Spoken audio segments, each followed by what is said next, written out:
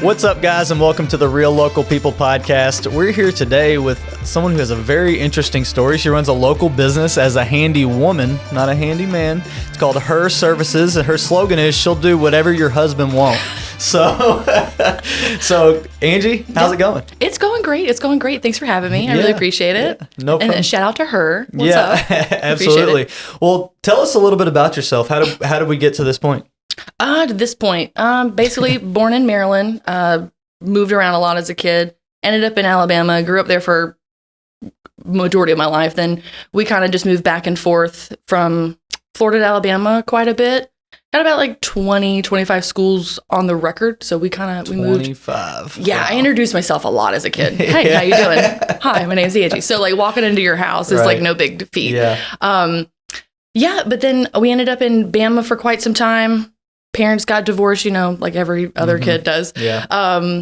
Family split up, ended up jumping around. Mom went one direction, I went the other. Ended up living with a few sisters. Thank God she had so many. Yeah. So that I can live with a few. Shout out to the sis. Live with those three sisters separately for 3 different events. But did a little stint with dad. Got pushed around quite a bit in my teenage years. Did about, I had like 4 high schools. And then I finally ended up here at Jeff High. Yeah. That was chaotic. So why did you move around so much? Parents got divorced. The IRS loved dad, and he did not. So we had to work under the table, which wasn't good. IRS didn't like him very much. Yeah, they're like, bro, you owe us money, child support for the other ones. Wow. But then parents split up. Mom went one direction. She went back to Florida where her family was. Mm-hmm. My dad did his thing.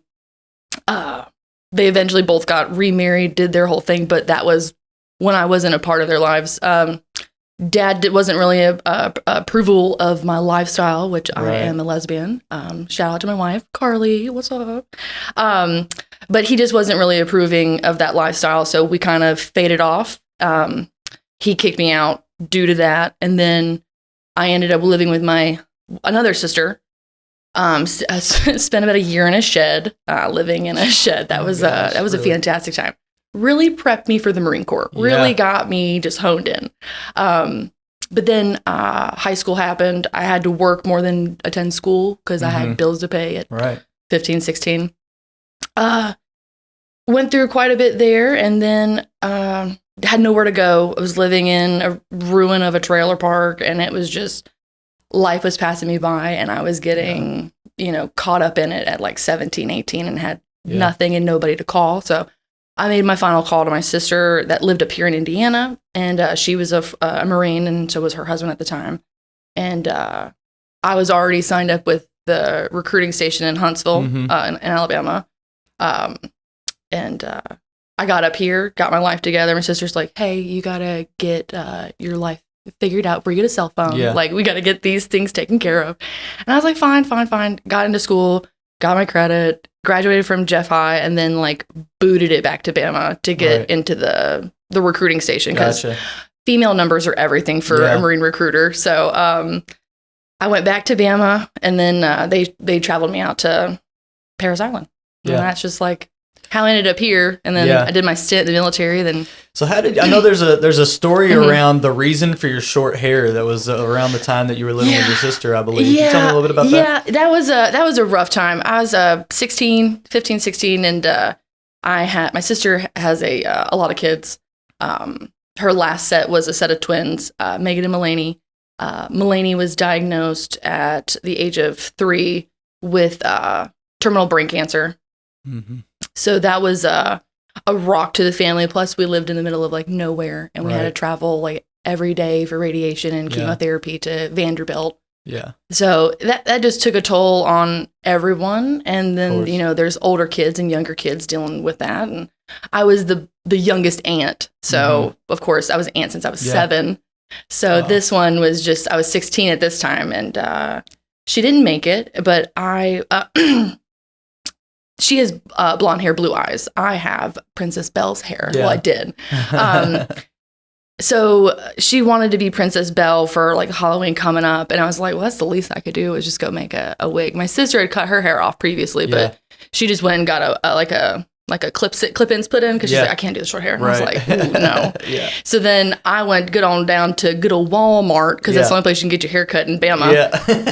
I went down to Walmart and sat there, and she put them in 2 pigtails and sliced them bad boys off. And I was like, no going back now. Dad was not thrilled. He was not thrilled about the haircut, but it just stuck, and it's just gotten shorter and shorter and shorter. And I really like it, and everybody else loves it. Well, I thought that was such a cool story. That's why I don't want to skip by. No, just totally skip right on over it, so I didn't touch on something you didn't want to touch on. But she didn't get to be Princess Belle in time, so that was just like it sticks with me a little bit more. So she'll always be princess, and in my eyes, inevitably. She was. We buried her in her Tinkerbell costume, so that was super because she looked like a little Tinkerbell. She was so cute. Wow. So you said your sister was a Marine. Did that kind of lead you into? Did that help guide you to what you ended up doing? I would say it kind of catapulted it. I think growing up with a militant father, he was raised that way, so he raised me that way. Like pretty much like Major Payne in a way, but just. It was like really serious. Like we were always preparing for something. I was just like, dude, it's not that serious. Yeah. We can laugh a little bit.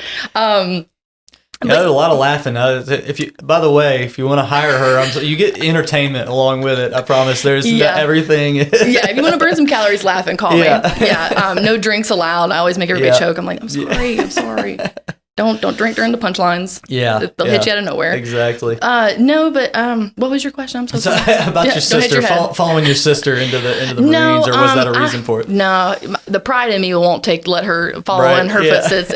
I superseded her footsteps, actually. Because that was really the bet. It was just like who could do the best in like their time frame. And we both did 4 years, and we both hit E5, and my job was just cooler, and I did cooler things. So I win.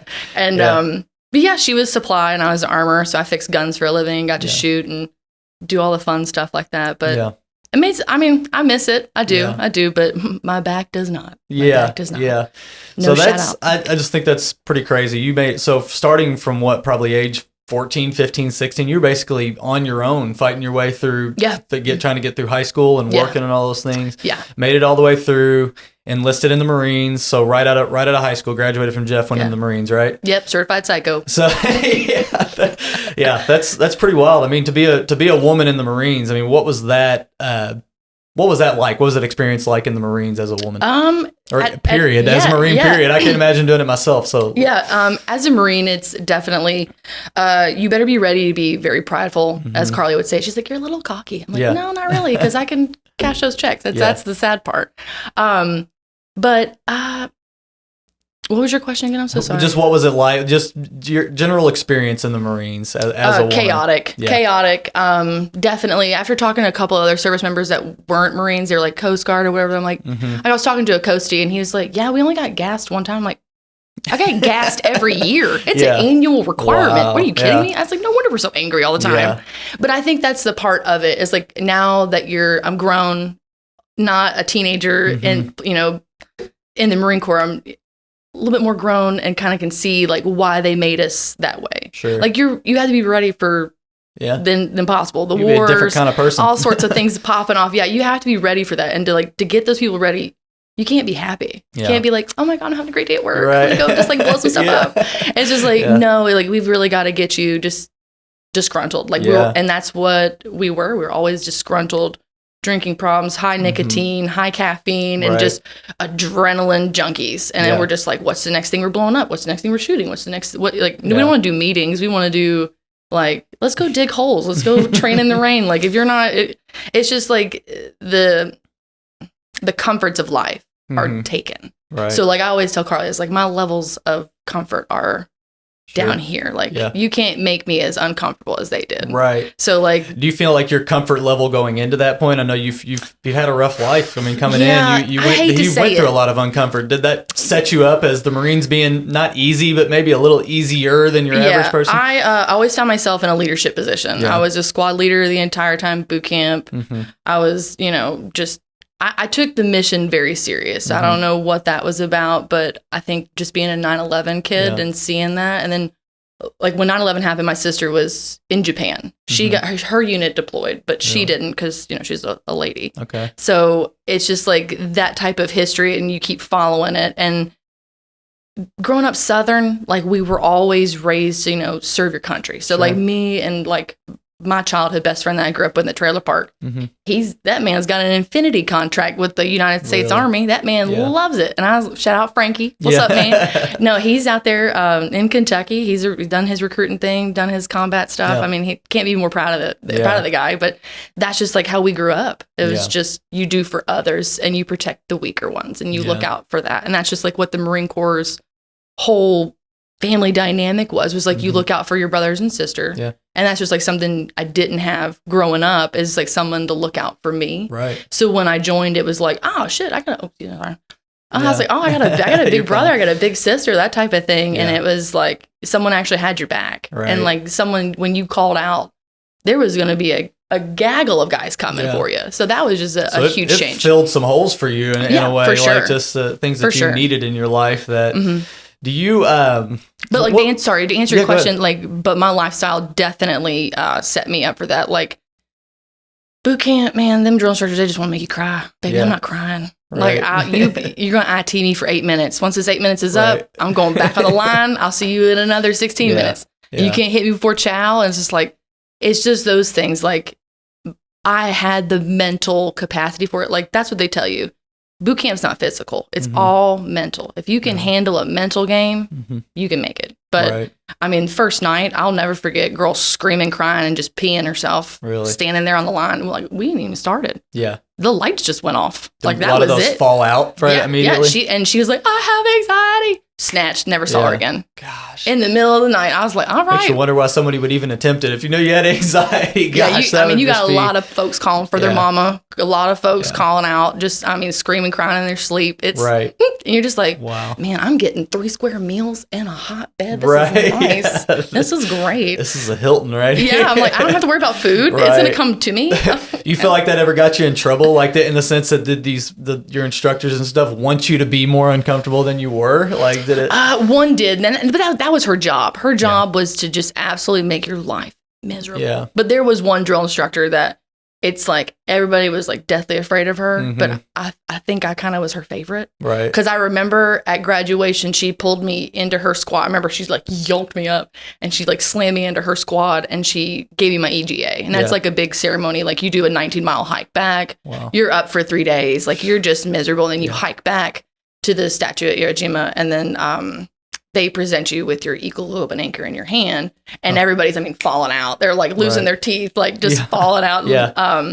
And you're just standing, you're just like, adrenaline pumped, ready to go, and they're just like, all right, you're Marines now. And you don't get to call yourself a Marine. You don't get to talk in first person, and you talk in third person the entire time. Really? So this recruit requests to speak type of situation, like. It's not, I need to go to the bathroom. It's this recruit requests to go to the restroom, like that type of situation. And you got to ask for permission for everything.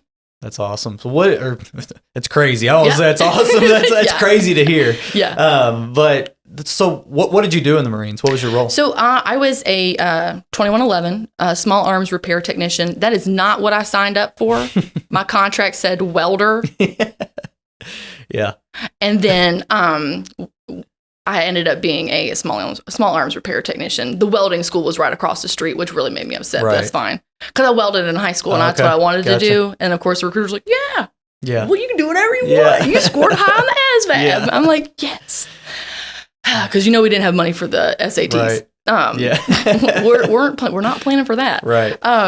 But fixed guns, so basically all the weapons that you shoot, train with, they come through me. I make sure that they're safe for you to use. Okay. So if they blow up in your face, I'm taking the hit for that. Yeah. That type of situation. But counting, it's mostly counting. You're just counting every single gun every single day. Really? Every single optic, every single laser. Everything is accounted for once you open it, once you close. Right. So you're pretty much just locked in a safe all day. That's pretty much what my job was doing. I would issue weapons. I worked at a training company at first, so I would just issue, platoons worth of weapons all day, or like rifle range. That we did that because I worked on the Navy SEAL base out there in Damnick, where the Marines, we're a little poor. We're underneath the Navy's budget. Right. So we had to use the Navy's facilities. So that was the Navy SEALs facilities. And I was like, man, they let us out here? Yeah. Okay. All right. Yeah. So that was pretty much it. But when I got to Damnick, that's when I kind of leaped out and wanted to do a course. Like they kept promising like, oh, you guys can do courses. You can, advance this. They wanted to send me to SEER training. I was like, I grew up with that. We're good. Right. I don't need SEER training. SEER training is where they can open hand hit you and basically interrogate you to make sure you're not giving like secrets out. Yeah. Y'all won't let me deploy, so I don't need the secrets, so I don't need the training. Plus, I'm not no snitch. Yeah. Mama cured that. That's all right. But did the DM course, and that was a rock. Like how I describe it is like hanging with what's DM? So DM is a designated marksman's course. It's like step below sniper. It's like snipers, you go out, take the shot. DMs kind of go out and get intel. In other words, don't mess with Angie. Hey. Especially from far distances. Yeah. It was a ton of fun. I mean, learned a ton of ballistics, science, math. Like you wouldn't even think the things that are involved in shooting are involved in shooting. But no, it was. I've seen Shooter with Mark Wahlberg. We know. I enjoyed it. We even did like a limelight with the SWAT team in Virginia Beach, and they came out and like taught us like their civilian tactics. I'm like, y'all be out here shoot people like this? Yeah. Okay, all right. Like it was weird. We had to like shoot between our legs and lay on our side and use like this crosshair for your up and down crosshair. And I was like, this is okay. All right. Doesn't make sense. You're not always going to be in the best position to line it all up. And they're like, well, they like line each other up in like two files and then put a balloon in the middle. Yeah. And then like each student has to like graduate. They have to shoot the balloon and not their classmates. I'm like, I'm good. Wow. I love my Marines, but they joke a little too much. They joke a little too much. They'd be like, Blevins. Like, So do you feel like you, just kind of wrapping up the conversation on the Marines, but do you feel like you took anything from it? Like, does it help you in your day to day? A lot of back pain. Yeah. A lot of back and hip pain. That's probably the biggest thing that I did. I really wanted to do 20 years, wanted to do life, kind of at least make it a gunny. It's a E7. But getting hazed early on, having, a loud mouth and being my drill instructor told me, she said, Blevins, be belligerent. Yeah. And that's the last thing she ever said to me. And that's the one thing that stuck. And I said, be belligerent. All right. How do you do that? And I just kept figuring it out, it. And it wasn't even like, you have to be belligerent, but tactful. Sure. And it's all about how you deliver it. And being a woman in the military, you will get walked over. Right. You will not be seen. Yeah. So if you want to be seen, if you want that type of situation, which you don't want to get your name in someone's mouth, but you definitely want to be noticed, a little bit. So that's just what I did. Yeah. I didn't. I don't know if the audience probably hasn't picked this up because you've toned it back so much for this. Hey, you said professional. Yeah, exactly. For us to get through 18 minutes now with only one slip of a cuss word, we're doing pretty well. So that's great. I usually use them as commas. Angie is very, very capable of being belligerent. Let's put it, and being seen. So very much. I worked in a hospital. How to tone that stuff back. You're just like, hi, how's it going? We're gonna get up today, and you're just like, how much coffee have you had? Right. I'm like, just one cup, promise. Just one, just comes natural. Yeah, it really does. I mean, I don't know what it is. I enjoy what I do, and when I get passionate about something, I just go, as everybody says, balls to the wall with it. Yeah. I don't know. I just love helping people. That's just how it is. That's how I've always been. That leads us perfectly into what's going on now, which is your Handywoman company. So tell us a little about what you're doing there and what your goal is. I started my Handywoman company, hers, which is home enhancement repair services. So it's we'll even do offices. Doesn't matter if you need something hung up, something tore down, something painted or remodeled. Even have an idea, thoughts. I mean, sometimes you just want someone's knowledge and just ask them like, hey, is this a possibility? Even if you want to DIY it and you just want to start some place and you're just like, can this be done? And you're like, and sometimes you just need somebody you trust. Yeah, just hold my hand. You got it, babe. Yeah. It's just like, just let me know if I can or can't. But that is definitely where I strike the line, is that I am a handy woman, and I will tell you that if I can't do it, I'm not going to do it. Yeah. I'm not going to put you or myself in a situation. Sure. I am insured. Yeah. But we're not trying to use that. But that's just where I draw the line, and that's okay. Like if I lose a couple of business, that's okay. I'd rather you get taken care of the right way with the right people instead of me going, maybe I think we could, like, I don't know. I'd rather just go, hey, I've got a plumber for that. Hey, I've got an electrician for that. So definitely looking for more people to like work with and contract out, you know, like gutter work. I don't have a gutter machine. That's expensive, and I'm not. That's not my That's not my what I would like to do. So. Well, I think there's a huge gap for that. I mean, like I do a lot of my own home repairs, but I know from working in real estate that, I mean, probably 8 or 9 out of 10 families I work with don't have woman or man in the house that really does a lot of this handyman type stuff. No. So, I mean, you don't have to be an expert at everything to fill that gap for a lot of people. And maybe, you know, and a lot of times if you have to go, you know, straight to someone who's, you know, does know all those things, it might be crazy expensive to, you know, it's expensive to be a jack of all trades, you know? So, you should see my truck. It's like a moving ace. It's horrible. Carly's like, do you need some more storage? I'm like, no, I need to. I'm about to get to a bigger truck at this point. Like, it's getting insane. Because tools are not getting any smaller. So how do people get a hold of you if they you know, require your services? How can we find out? Definitely get through me through Facebook. My cell phone 812-786-6076. Call, text, send photos. You can email me if that's your jive. That's repairs by her at gmail.com. But mostly Facebook is the only Yelp and Facebook and the neighborhood app are where I'm live at right now.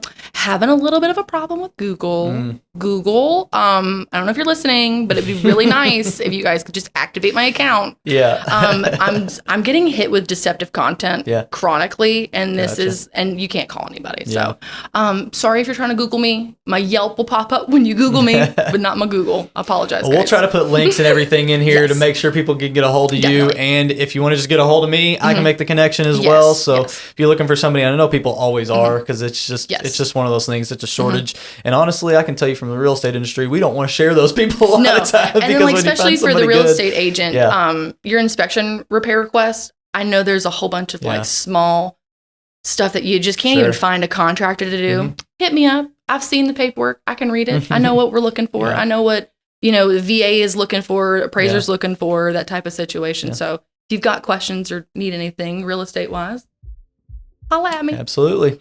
And so we're wrapping up here. We're sitting about 23 minutes. So I'm going to throw in my little pitch here at the end. And that is, we are a real estate team. We do these things to try to give you guys as much information about our area and the people in our area as we can. But we also sell houses. So if you're looking to buy, sell, invest in the area, give us a shout. AdventuREalty. I'm Jordan Rachel. And Angie, thanks so much for talking to us today.